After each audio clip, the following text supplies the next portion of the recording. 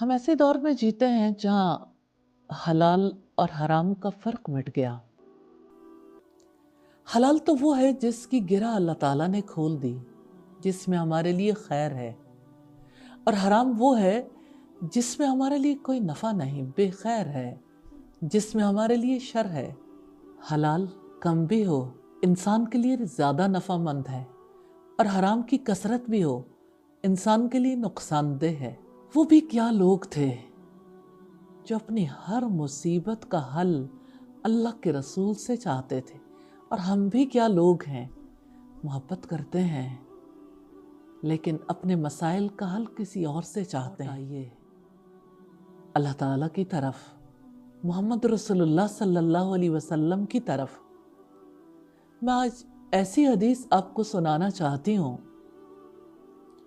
جس سے ہمیں یہ اندازہ ہوگا کہ آپ صلی اللہ علیہ وسلم کس قدر فکر مند تھے، کیسے سب کو حرام سے بچنا اور حلال روزی طلب کرنا سکھاتے تھے۔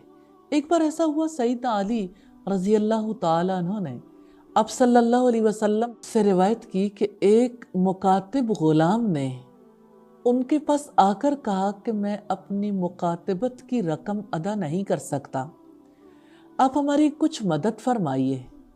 تو انہوں نے کہا، میں تمہیں ایسے کلمات نہ سکھا دوں جو رسول اللہ صلی اللہ علیہ وسلم نے ہمیں سکھائے تھے۔ اگر آپ پر پہاڑ برابر تو اللہ تعالیٰ آپ کی جانب سے اسے ادا فرما دے گا۔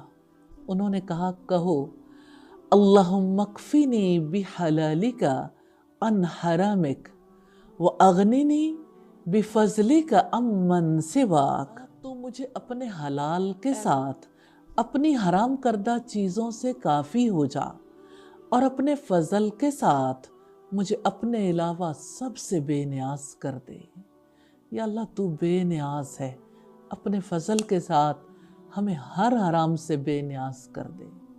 آمین ثم آمین۔